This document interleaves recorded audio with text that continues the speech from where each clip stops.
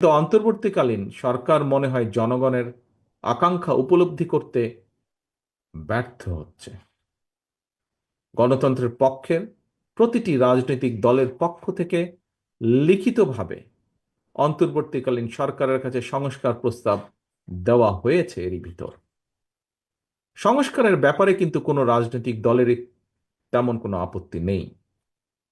তবে সংস্কার নিয়ে সরকারের অযথা সময় ক্ষেপণে আপত্তি অবশ্যই রয়েছে, শুধু রাজনৈতিক দলের নয়, রাজনৈতিক দলগুলোর বাইরেও পত্র পত্রিকার মাধ্যমে আমরা দেখেছি বিভিন্ন সংগঠনও এ ব্যাপারে তাদের আপত্তির কথা জানিয়েছে, এ ব্যাপারে তাদের কনসার্নের কথা জানিয়েছে।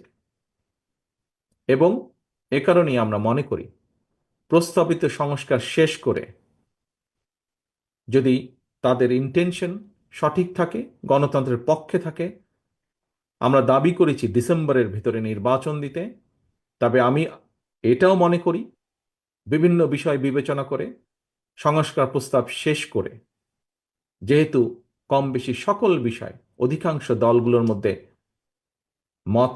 একমত রয়েছে, ডিসেম্বরের আগেও নির্বাচন করা সম্ভব।